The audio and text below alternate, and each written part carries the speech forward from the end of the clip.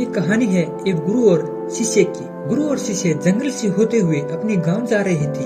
तो अंधेरा हो चुका था, सूरज भी डूब चुका था। तो शिष्य ने अपने गुरु से कहा, गुरुजी काफी रात हो चुकी है, तो बेहतर यही होगा कि हम आज की रात यही आसपास के गांव में गुजारें। तो गुरुजी ने हाँ में अपना सर हिलाया और वो आसपास के किसी गांव में एक छोटे से घर के पास जाकर रुके। अब जैसे ही वहाँ गए तो गुरुजी के शिष्य ने दरवाजा खटखटाया। अब जैसे ही दरवाजा खटखटाया तो अंदर से एक गरीब आदमी बाहर आया। तो गुरुजी ने बोला कि हम अपने गांव जा रहे थे, लेकिन रात होने की वजह से हमने इसी गांव में रुकने का सोचा, तो क्या हम आज रात आपके यहाँ रुक सकते हैं? यह सुनने के बाद उस गरीब आदमी ने गुरुजी और उसके शिष्य को अंदर बुला लिया। अब जैसे गुरुजी अंदर गए तो उन्होंने देखा कि बहुत ही ज्यादा गरीबी थी उस आदमी के घर में। तो गुरुजी ने उससे पूछा कि तुम क्या करते हो?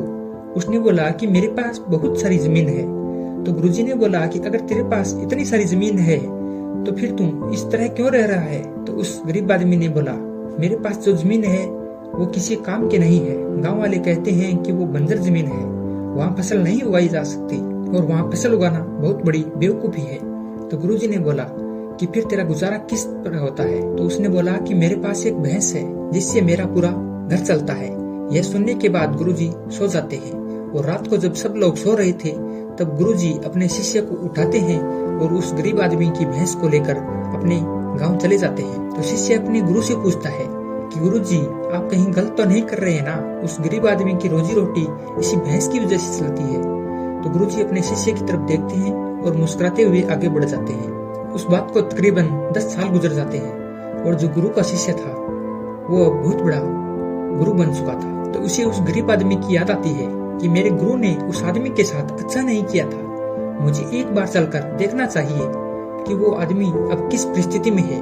तो वो शिष्य उस गांव की तरफ जाता है और वहां जैसे ही पहुंचता है तो वो देखता है कि जिस जगह पर उस गरीब आदमी का झोंपड़ा था वहां पर अब एक बड़ा ही आलीशान महल बन चुका था और उस झोंपड़ी के बाहर जो बंजर जमीन थी उस पर फल और फूलों के बगीचे थे।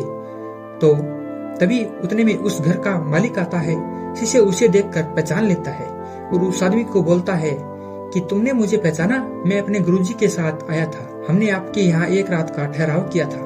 वो आदमी उसे पहचान लेता है और बोलता है कि उस रात में आप कहाँ चले गए थे? और उस रात के बाद मेरी भैंस भी कहीं चली गई थी, गायब हो गई थी, मेरे पास कोई रास्ता नहीं था। तो मैंने अपनी जमीन पर मेहनत की और काफी मेहनत के बाद उस पर फसल निकल आई और आज मैं इस गांव का सबसे बड़ा और सबसे अमीर आदमी बन चुका हूँ। ये सुनने के बाद शिष्य की आंखों में अपने गुरुजी के लिए आंसू आ गए और उसे ये बात अब समझ में आई और वो रोने लगा। इस कहानी से दोस्तों हमें यही शिक्षा मिलती है कि हमारे पास बहुत कुछ है दोस्तों, हमारे अंदर भी बहुत कुछ है, लेकिन हमें किसी न किसी चीज ने रोक कर रखा है। वो भैंस रूपी चीज कुछ भी हो सकती है, वो आपकी फैमिली, जो या कुछ और भी हो सकता है। देखिए कहीं आपके आसपास भी तो भैंस की तरह कोई दूसरी चीज नहीं है जिसने आपको आगे बढ़ने से रोक रखा है। अगर दोस्तों हमारी इस कहानी ने आपको दिल से छुआ तो इस वीडियो को लाइक, कमेंट और अपने दोस्तों के साथ शेयर जरूर कीजिए। धन्यवाद। जय हिंद, जय भारत।